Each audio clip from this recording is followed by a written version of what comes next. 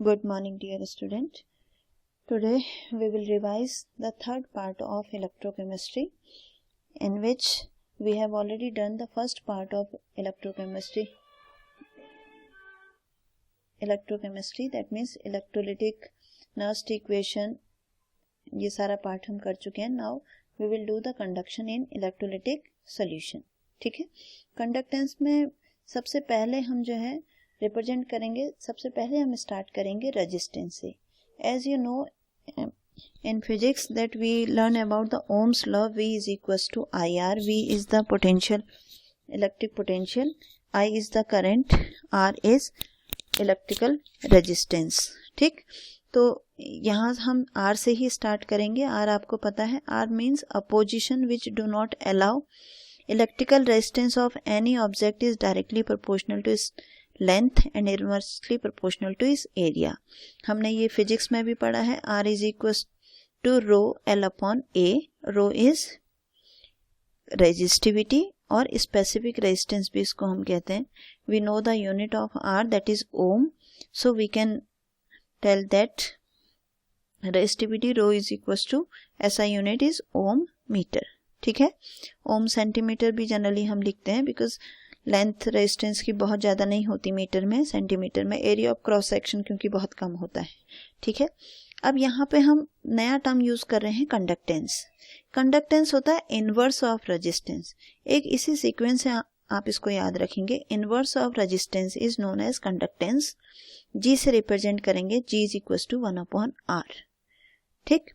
1/r किया तो A upon rho L आ गया. तो 1/रो को कहा गया, जैसे रो है रेजिस्टिविटी, तो 1/रो that is known as conductivity या स्पेसिफिक कंडक्टेंस. ठीक. तो G की यूनिट अगर हम लिखना चाहें तो 1/ओम यानी कि पर ओम. इसी को साइमन भी कहते हैं.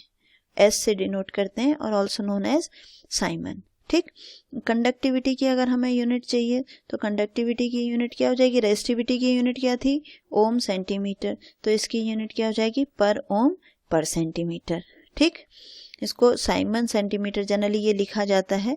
K इज, इसको अंडरलाइन कर लीजिएगा. K एक्सप्रेस इन साइमन पर सेंटीमीटर. ठीक है. ये आपको कुछ कंडक्टिविटीज दी हैं इस टेबल में, कुछ सेलेक्टेड मैटर की, लेकिन इनका हमें कुछ नहीं करना है अभी. हम इसी से आगे पढ़ते चलते हैं इसको. अब यहाँ पे कंडक्टेंस जनरली जो है वो कंडक्टेंस किस तरीके का है वो हम पढ़ते हैं. दो तरीके का स्पेशली कंडक्टेंस होता है. एक तो होता है मेटेलिक कंडक्टेंस, मेटल में.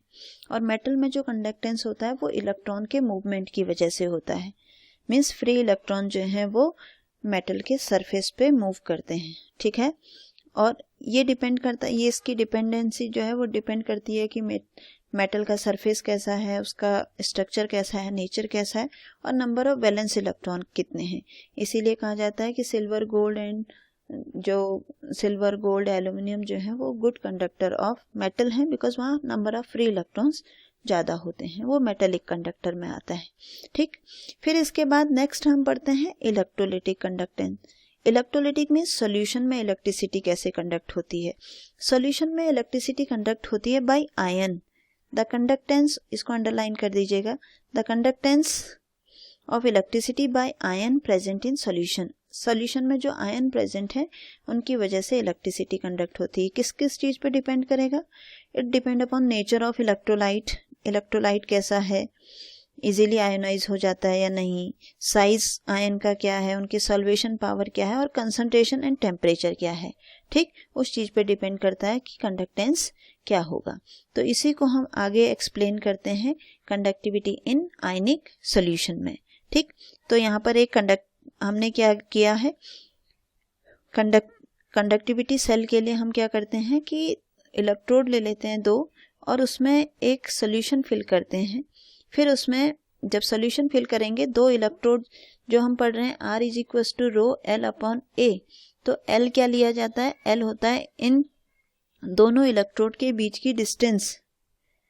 वहां तो हम ले रहे थे लेंथ ऑफ कंडक्टर, यहाँ पे L होगा दोनों इलेक्ट्रोड के बीच की लेंथ, बीच का डिफरेंस.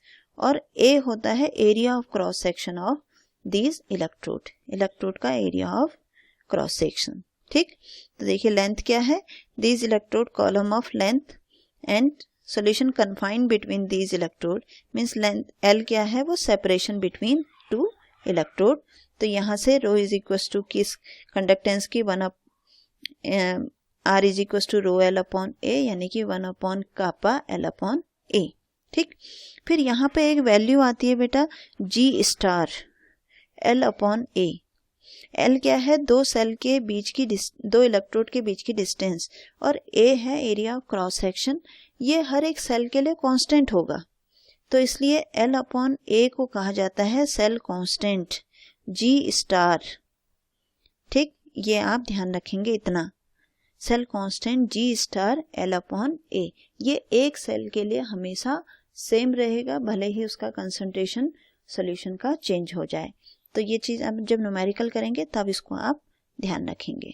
ठीक है, फिर कंडक्टिविटी किस तरीके से निकाली जाती है, आप लोग फिजिक्स में पढ़ते हैं बेटा। फिजिक्स में हम क्या पढ़ते हैं कि रेजिस्टेंस कैसे हम मेजर करते हैं। रेजिस्टेंस मेजर करने के हमारे पास बहुत सारे तरीके होते हैं, व्हीटस्टोन ब्रिज है, मीटर ब्रिज है, जिससे हम अननोन रेजिस्टेंस फाइंड करते हैं।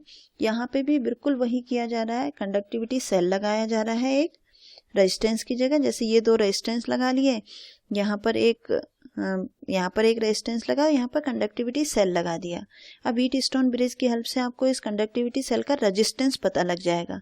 रेजिस्टेंस पता लग जाएगा तो उससे हम क्या कर सकते हैं, रेजिस्टेंस का इन्वर्स क्या हो गया, कंडक्टेंस, और कंडक्टेंस से हम कंडक्टिविटी को फाइंड आउट कर सकते हैं। ठीक है, तो ये सब कुछ वही दिया हुआ है। इसके बाद एक नेक्स्ट टर्म आता है molar conductivity. Molar conductivity lambda M. Molar conductivity depend करता है, molar conductivity means when the concentration of electrolyte in moles. अब मोलरिटी में जब आपको गिवन हो तो यहाँ पे molar conductivity is equal to आ गया कापा इन अपॉन सी।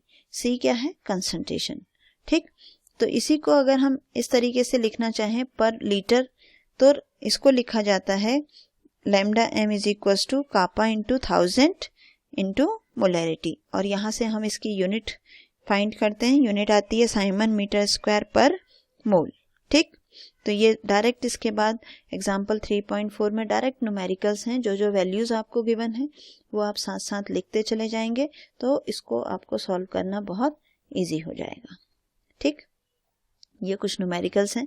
इसके बाद आता है variation of conductivity and molar conductivity concentration. Concentration के साथ मोलर कंडक्टिविटी किस तरीके से वेरी करती है, इसके लिए हम एक ग्राफ ले लेते हैं। ठीक, इस ग्राफ में हम ये देखते हैं कि ये ग्राफ हमने लिया है लैम्डा एम और रूट सी के लिए। ठीक, तो एक ग्राफ आपको दिख रहा है स्ट्रेट लाइन, दूसरा ग्राफ आपको दिख रहा है हाइपरबोलिक। स्ट्रॉन्ग इलेक्ट्रोलाइट के लिए ये आपका स्ट्रेट लाइन ग्राफ है, इसका मतलब लैम्डा एम और रूट सी जो है वो डायरेक्टली प्रोपोर्शनल है। क्योंकि स्लोप जो है वो डिक्रीजिंग है, तो माइनस रूट सी, एक कांस्टेंट लगा दिया ए, और ई नॉट एम या लैम्डा एम नॉट ये जो है ये होती है molar conductivity eight zero concentration. ठीक, जब कंसंट्रेशन जीरो है तो मोलर कंडक्टिविटी की जो वैल्यू आपको दिखाई दे रही है, यहाँ पे देखो 200 के पास दिखाई दे रही है ना, तो ये जो है ये है molar conductivity eight zero concentration. ठीक हो गया, तो ये आपका मोलर कंडक्टिविटी, इसको हम इस इक्वेशन को हम कहते हैं डेबे-हकल इक्वेशन। ठीक, इसको आप पढ़ेंगे। इसके बाद नेक्स्ट हमारा आता है for weak electrolyte. Weak electrolyte के लिए हम थोड़ा नीचे जाते हैं। वीक इलेक्ट्रोलाइट में मीन्स जहाँ पे डिसोसिएशन कंप्लीट नहीं हो रहा है। डिसोसिएशन कंप्लीट नहीं हो रहा है तो फिर क्या होगा, वहाँ पे आता है टर्म डिग्री ऑफ डिसोसिएशन। तो डिग्री ऑफ डिसोसिएशन अल्फा को हम देते हैं, alpha is equal to lambda M upon lambda M naught. इस फॉर्मूले को आप अंडरलाइन करेंगे, ये फॉर्मूला यूज होगा फॉर वीक इलेक्ट्रोलाइट। इसी के बाद इसमें ऊपर एक दूसरा है Kohlrausch law of independent migration of ion. इसका मतलब क्या है, ये Kohlrausch law of independent migration of ions.